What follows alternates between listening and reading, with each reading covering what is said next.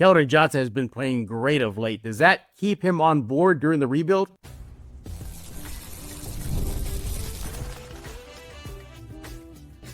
You are Locked On Spurs, your daily San Antonio Spurs podcast, part of the Locked On Podcast Network. Your team every day. Welcome back to Locked On Spurs. We're doing the Locked On NBA Network. I'm your host, Jeff Garcia, Spurs writer for Kens 5 San Antonio. Glad to have you all back. And happy Thursday, everybody. Hope you're having a good day. As always, we thank you for making Locked On Spurs your first and only spot for all things silver and black. Make sure to subscribe on the YouTube page, as well as on iTunes, Spotify, Kens 5 Plus app. Also, the Locked On Spurs newsletter. Look at the description below if you're on YouTube. There's a link there. It says LO Spurs newsletter. Click on that. That'll get you a free newsletter. Hits your email inbox daily, so go check that out right now. What are we talking about today? We're going to put in the spotlight Keldon Johnson. You know, despite the down season and maybe they're picking up more L's and W's of late, he's kind of been of a bright spot of late. You haven't looked at his numbers. They're pretty impressive. We're going to go over his stats, his numbers, ask the big question, you know, will he continue to be a big part of the rebuild? Is this still, are you still on the fence of now everybody's tradable, including Keldon? And also, why is he playing so good? We're going to be doing that and more, as well as looking at Locked On Spurs fan comments. You guys, keep it up. Keep those comments coming. We appreciate it. We'll pick two in just a few minutes. But yeah, like I said, Keldon Johnson, man. Woo. He's been playing pretty good of late. He's putting up 20-plus point games, playing some good defense, doing it all for the Spurs. And as I said, we'll look at the numbers in a bit, but he's kind of making the case, that he should be part of the long-term plan of the rebuild. We're going to be discussing why that is so. Maybe our guest believes, no, he still should be traded if there's an opportunity. You know what? Let's get into all that and more. Let's bring in our guest. He is back, everybody. Manuel Solis from the SA Current. Make sure to follow him on X at Brady Mills. Manuel, welcome back. Hey, thanks for having me back, Jeff. It's good to be here to talk Spurs. No problem. Also, it's good to see you two recently at a game for the Dallas game, but what a bummer of a game, though. What happened? Yeah, that was a rough game in the sense that Dallas was down to just 8 players. Yeah. I was watching it again the other day, and it seemed like they started off strong with Devin Vassell. He had a hot hand early, and then it seemed like later on in the game when he took that hard fall, like he kind of wasn't the same after that. Yeah. And luckily Keldon stepped up and kept them in and kept them close. But we'll see how they do tonight. Yeah, exactly. Well, I'm glad you brought that up. Just a quick disclaimer, everybody. This show is being recorded before last night's game versus the Mavericks. So if any stats are a little off, please forgive us. Again, just recorded before the game.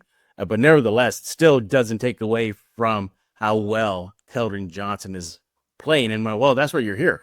We're going to be putting him in the spotlight right now. And he's been playing great. Let's look at some of the numbers he's been doing of late. I got it right here. So we're going to look at the last 7 games. Manuel, 15.9 points per game. We'll give him 16. 5.4 rebounds, 1.7 assists in 26 minutes, all off the bench. He's not starting anymore. He's giving you about 54% shooting in the last 7 games. As for the 3-point shot he's going about 38%. He's doing it all. What have you been seeing from Keldon off that bench? Yeah, and I think what's impressive about that is that if you kind of look back to even like 11 games or more or less like since the All-Star break, like he's been averaging those 16 points off the bench. So I think what the Dallas game was a really good encapsulation of what he brings, to the team. That game he had I guess what was it, like 28 points off the bench. But it's, just kind of the intangibles that he brings. That's that relentless drive, the energy, the team, feeds off of that. So I think, he talked about that, after the Dallas game, when they asked him about just the what he brings to the table and kind of the improvement. And he said, like, if I continue to just bring the energy that I do, like the other stuff's going to take care of itself, whether that's like the scoring or the defense or whatnot. But yeah, aside from that, I think he's proven to be now like a consistent and reliable scorer off the bench. We're talking about a guy who just a couple of seasons ago was averaging 22 points in the NBA, and that's really impressive. He puts in the work. He worked on that shot, like he worked on becoming a better shooter, especially from 3-point range. And over the summer as well, like he put in the work in terms of his body and conditioning, and coming back slimmer. So I think it's just a combination of all those things, kind of coming together, getting more accustomed to coming off the bench, to like the rhythm or the routine that brings and that entails. So it seems like, it's finally coming together. It's kind of clicking for him. Yeah. And you look at some of his game logs, 28 points in a loss versus Dallas. Yeah, 13 versus Minnesota, 11 versus Sacramento, 15.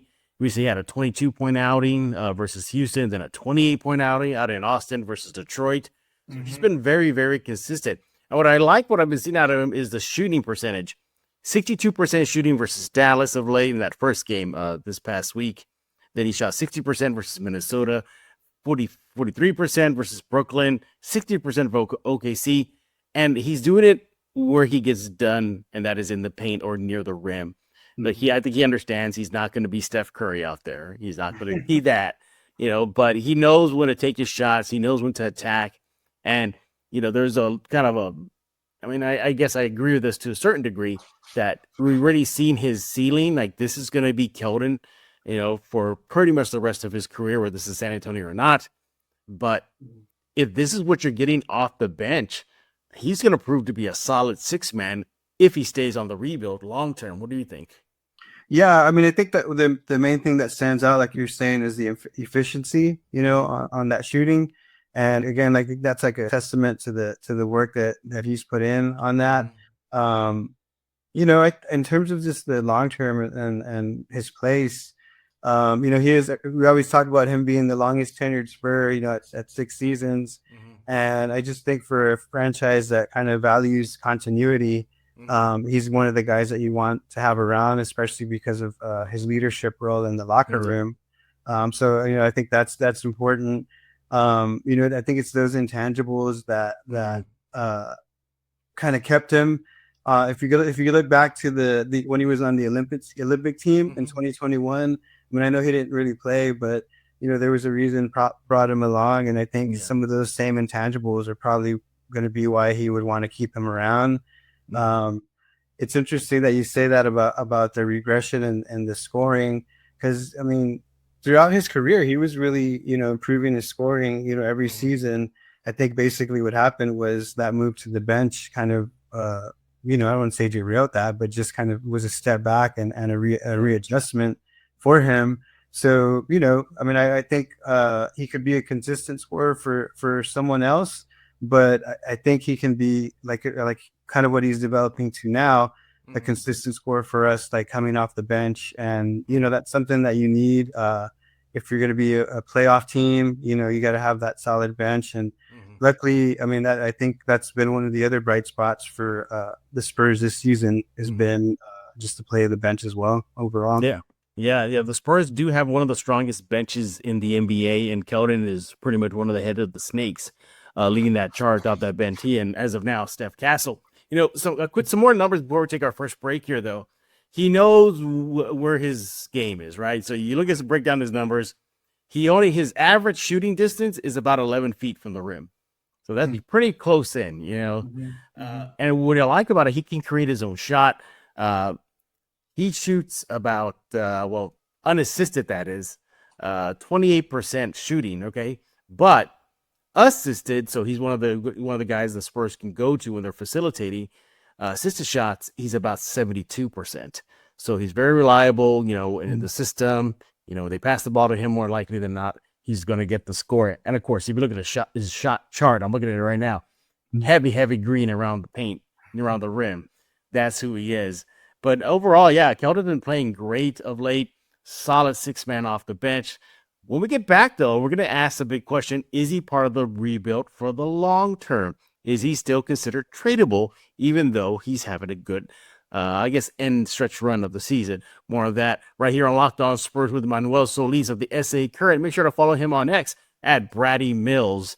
And yeah, we're going to be talking more Keldon in just a few seconds. This is a message from sponsor Intuit TurboTax. Taxes was waiting and wondering and worrying if you're going to get any money back. And then waiting, wondering, and worrying some more. Now Taxes is matching with an TurboTax expert who can do your taxes as soon as today. An expert who gives your taxes their undivided attention as they work on your return while you get real-time updates on their progress so you can focus on your day. An expert who will find you every deduction possible, file every form, every investment, and everything with 100% accuracy. Or you can get that money back, the most money back, guaranteed.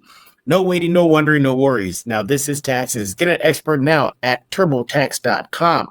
Only available with TurboTax Live full service, real-time updates only in iOS mobile app. See guarantee details at TurboTax.com/guarantees. Ever check your bank account and wonder, where did all my money go? Between dining online, shopping, entertainment, it's easy to lose track. That's where Monarch Money comes in, your personal CFO, giving you full visibility and control over your finances. Money Monarch isn't just a budget app. It's a complete financial command center. You can track all your accounts, investments, and spending in one place, so you just stop managing all your money and you start building wealth. Look, you get surprising insights. When I started using Monarch, I realized just how much I was spending on food delivery. Now I budget smarter and save more. Easy collaboration, managing money with your partner smoother than ever. You can track shared and personal accounts, set goals, stay on the same page without the stress, all in one convenience. Instead of juggling multiple apps, you use Monarch to check your finances, track spending, even plan long-term goals. Right now, you want to take control of your finances with Money Monarch. Use code LOCKEDONNBA at monarchmoney.com for 50% off your first year. That's monarchmoney.com, code LOCKEDONNBA for half off your first year.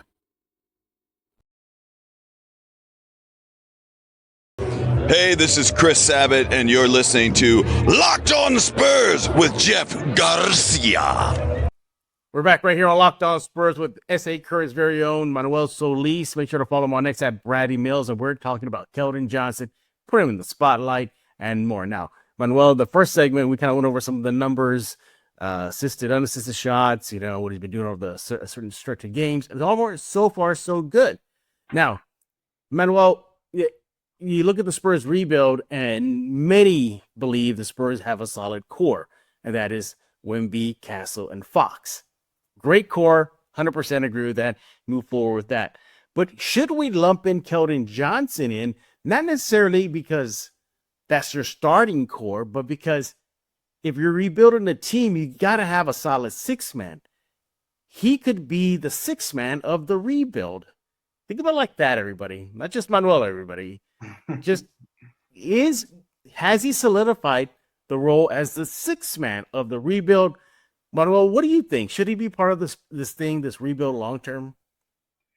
I would keep him around. I think he's one of the things you see with the Spurs. Anytime we bring a new player in, it's always it takes them like 2 seasons to kind of get fully acclimated to just the system.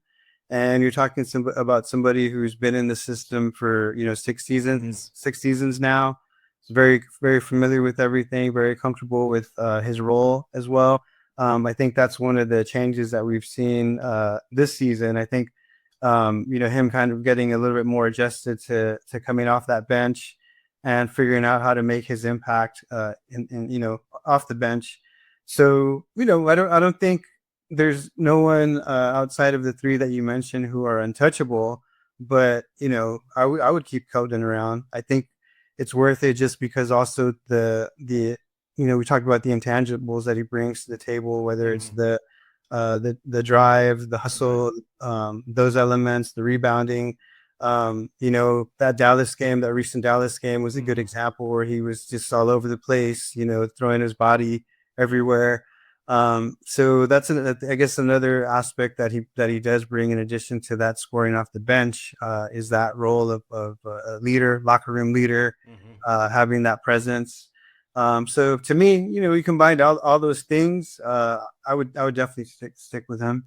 Yeah. And if we look at the last 5 games, Again, double figure scoring in the last 5. He's giving you about 15 points per game in 24 minutes off the bench, everybody. But another intangible thing that I think the stats show that he brings is his ability to get fouls drawn. He gets about 2 fouls drawn a game. That's good. So he's creating havoc for the opposition.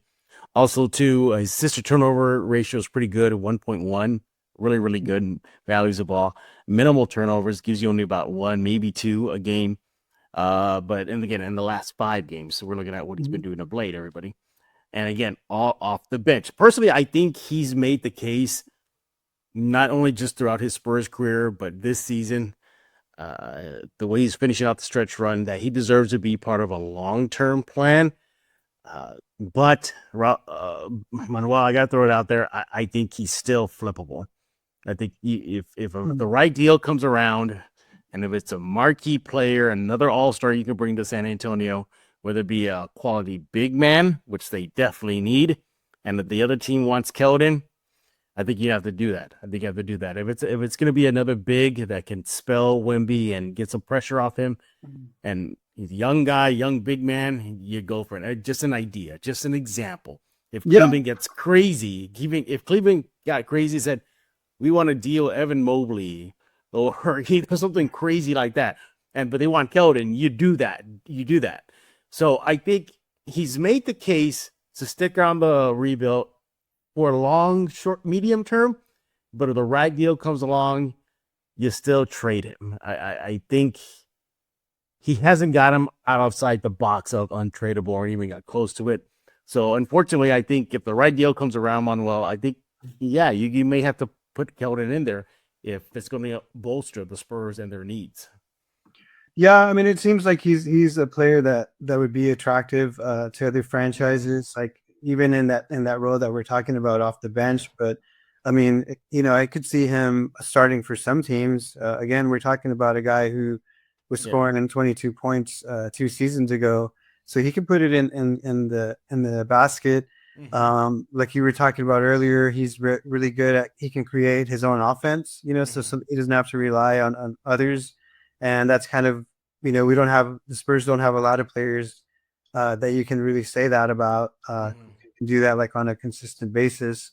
And then I think it's also just the fearlessness that he has, like we call him big body, or he calls himself big body, but he's not really like a big guy, and he's not afraid to get in that paint or to get into rebound, among the trees. So, he definitely be a good pickup for another team. I was very surprised that we were able to hold on to him the past trade deadline. So with De'Aaron Fox. Yeah, with De'Aaron Fox, but at the same time, I understand once the Fox deal was in place, maybe that kind of capped things off in a way. But I was surprised that we didn't go after, like you're saying, somebody like Valanciunas or another big man, because it seemed like he was able. They were able to get him for not a lot, and we could definitely use somebody like that now. But the other thing with I think Keldon, the fact that he did have to make that adjustment and come off the bench this season. I think everyone on the team is adjusting to like not having like their coach around, like that's a big deal. And then now with Wemby, I mean, what we're seeing is just how much his presence was able to cover for like everybody else, like all the things that he brought to the table and all the things that he did, especially like on the defensive end, that you're kind of just seeing, just these other elements come into play where, I mean, you realize just how much of an impact he had on games. Yeah, absolutely. And look, no knock on Keldon. I hope he stays a Spur until he calls it a day, and he retires. But it's kind of a compliment if another team wants you. You should be part of a package. They feel you bring value to their team if the Spurs were to have to trade for him or trade him to improve their roster. But yeah, I was surprised like you that the Sacramento Kings didn't want a Vassell or a Keldon or maybe both for De'Aaron Fox, and their Spurs were able to keep on keeping him in Spurs colors. And I think a big reason why he's playing so well of late is I think he's accepted his role. He understands he's not a starter. He understands he's not that go-to guy. Remember, it wasn't too long ago, Manuel. He was the Spurs kind of face of the team before Wemby. They were really putting him in foot forward. Putting him out there in public relations stuff. Obviously on the court, Wemby comes around, the cell comes around. His role has changed. He was a starter. Then he goes to the bench, and he's been playing great off the bench, and that's a testament to him. He knows his role. He knows his limitation. He plays within his game, plays with his limitations, bringing that energy. And let me tell you, he is a locker guy 100%. Some of the stuff I've seen him do in the locker room is crazy, but in a good way, not in a bad way, everybody. From the stories he tells about his trips to China to just hamming it up with his teammates. For example, I think Charles Bassey had himself on a great night before he got injured. And Bassey was the man of the hour. And Bassey came out from the shower room and went to his seat. And then, Keldon's giving him the business, kind of playing with him. And then he just yells, "Hey, Bassey, I wouldn't be surprised if the NBA drug tests you now because of your game, But I mean, he just brings that type of energy, that type of, lightheartedness to the locker room. And he's just a really good guy. And he's really good with the media. He'll ask us personal questions. He'll be, "Y'all hang out? Y'all go out to bars together?"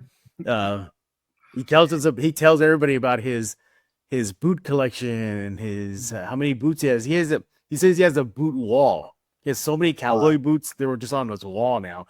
So, and I like that with him. Very, very good locker room guy. And if the Spurs were at the part with him, I think it would sting because for what he does on the court and what he does off the court in San Antonio community is just commendable. But yeah, I think he's made the case to stick around longer, and if a super great deal comes around, the Spurs may have to use him. Any final thoughts on KJ? Yeah, I just think like you're saying, he's a great fit, not just on the court, but like off the court. He's really had a good connection with the San Antonio community. I always remember, I think was it last season, or we were in that press conference where he was talking about where it wasn't his fault that he bit Devin Vassell or something like that. I ring his celebration. Yeah. They are, and they're celebrating too much or something like that. So yeah, like he's from Virginia, so he loves Texas, he loves the outdoors, he loves the food.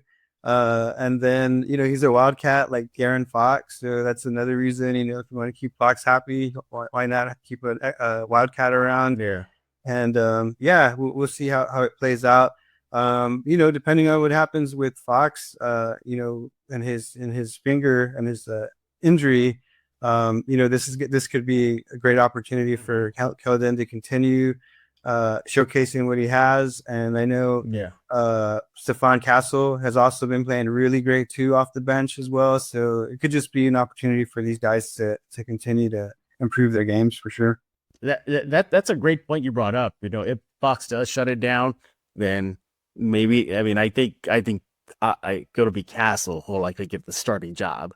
But if there's an opportunity for Keldon to start in the last few games, there's that as well. But hey, those are our thoughts about KJ. We need to hear from you. You can let me know on X at Jeff G Spurs Zone.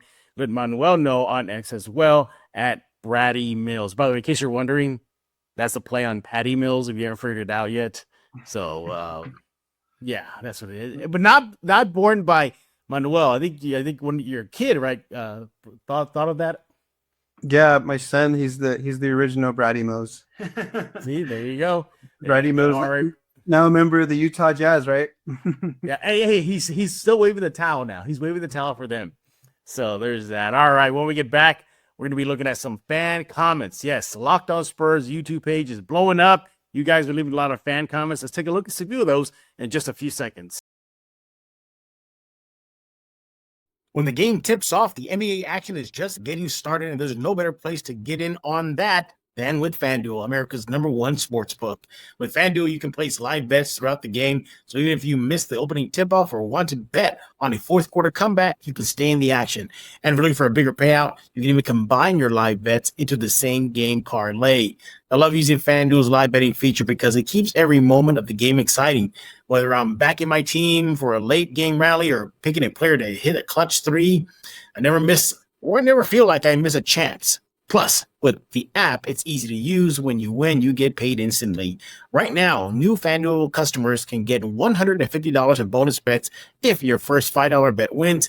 You just want to go to FanDuel.com to join today. That's FanDuel.com for your shot at $150 in bonus bets. How about that? Make every moment more with FanDuel, the official sports betting partner of the NBA. I am Megatron. Do not fail me and subscribe to Locked On Spurs with Jeff Garcia. All right, we're back right here on Locked On Spurs with Manuel Solis of the SA Current. Follow him on X at Brady Mills. And now it's time for you guys, Locked On Spurs fans, and your comments. You guys are leaving a bunch of them. During the break, Manuel and I picked 2 of them out. So we got the 2 lined up here. All right, Manuel, let's go to tackle this. See what the Locked On Spurs fans are talking about. And shocker, they're reacting to another basketball Hall of Famer, this time Tim Hardaway, saying that Bol Bol and Wemby are comparable, that they have the same on-court impact. I don't get it, but let's see what Locked On Spurs fans are saying. Oh, by the way, I love how they just automatically think it's Shaq. This time it wasn't Shaq. It was Tim Hardaway. But nevertheless, let's see what they say. All right. Oh, here we go. This is from Edgar Hep, 5674. He says Shaq was a dominant player and has a great show on Inside the NBA. But his talking out of his rear end with this one, I know what you meant. You meant Tim Hardaway, so we'll just replace that name. And any other Hall of Famer who makes the same comparison. No disrespect to Bol, but let's see. No one is building a foundation around him. Thank you, Edgar, for that comment. What do you stand in this whole Bol Bol Wemby thing? You know, first it was Shaq, and by the way, he keeps hitting that drum every time Bol Bol plays a good game. Now you got Tim Hardaway, another basketball Hall of Famer, saying that, hey, pump the brakes here. Bol Bol is similar to Wemby. Are they out of their minds, Manuel? We need answers. Yeah, I think it was when Shaq first did it, it felt like he was kind of just trolling, and now it just he just keeps the joke running. Because to me, like we said, no disrespect to Bol Bol, like there really isn't a comparison, than their height. I don't know. I think to me it kind of speaks a little bit more to the way that former players or U.S. players here from the U.S. Kind of international players.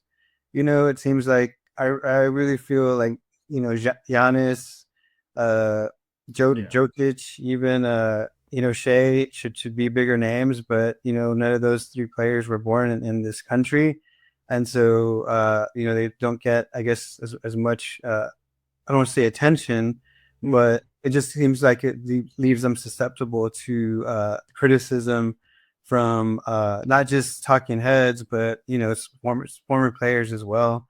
And I don't get it, because these guys are doing things that we've never seen before. They're kind of elevating the game and taking it to the next level. And so I mean, there's other guys that definitely give props to the younger cats, but I guess you like to see it be definitely more positive for sure. Yeah, I mean, there's no comparison what Wemby does to what Bol Bol does. And again, I'm not trying to take anything from Bol Bol. He's in the NBA for a reason, because he can play. So, but statistically, just going by stats alone, it's all Wemby. I think Bol Bol has Wemby on a couple things like field goal percentage and effective field goal percentage, but that's about it. Blocks Wemby, obviously, scoring Wemby, blah, blah, blah. The list goes on and on. So maybe it's just for clicks. Maybe it's just to bait everybody to look at them, look at me. But yeah, I don't get it, Manuel. I don't get it. Stop the insanity. Go ahead. You're saying? I was just gonna say, I mean, Tim Hardaway has kind of said some interesting things, attention grabbing things over in the past. So it's not really too surprising. Oh, I know what you're talking about. I know exactly what you're talking about. Yeah, we won't go there here on Locked On Spurs. All right. Thank you for that comment, Edgar. We appreciate it. All right, let's look at the next comment here. Let's see, dig one up here. Oh, yes. People are reacting to the possibility of the play-in tournament for the Spurs. Now, before we read the comment, well, we got to let the record straight. Technically, the Spurs are still within arm's length of the play-in. Now, obviously, a lot has to happen. Like them winning, can they just win? They can help their case. But you got Dallas that's free falling. Phoenix is just playing terrible. So this is a situation that the Spurs can just stupidly trip into it. Like just wake up in the morning like, huh? What? We're in it? Oh, okay. But before we read the comment, where do you stand on the Spurs playing?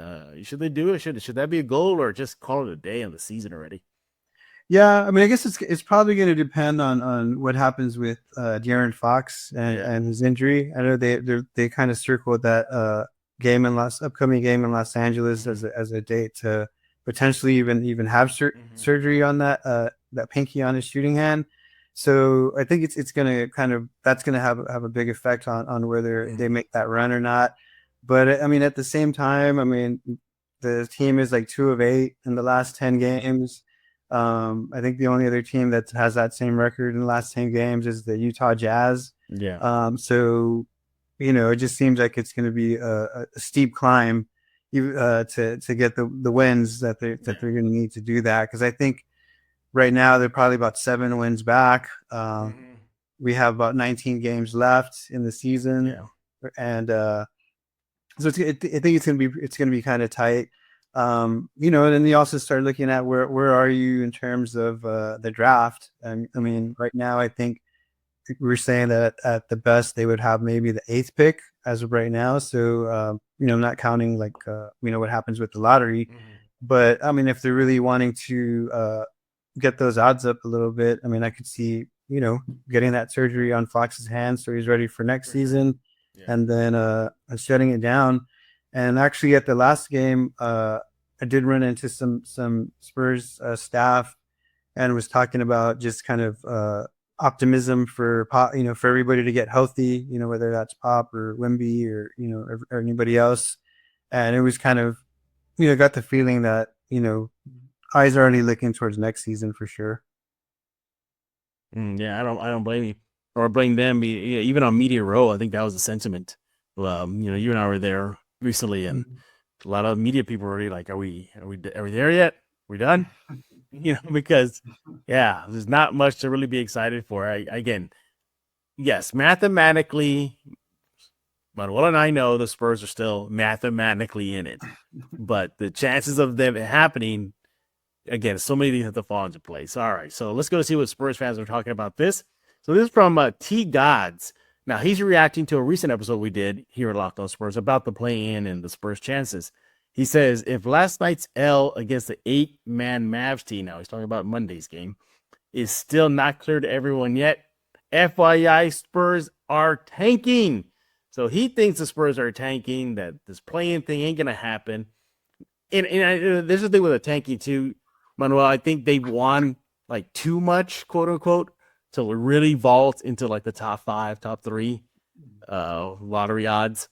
Because I think right now, obviously things could have changed, maybe whatever. But as of this recording, maybe 7 or 8 to about 11, 12. I think that's kind of the range they're going to fall in right now. So losing and tanking may help their odds, but it'll be negligible.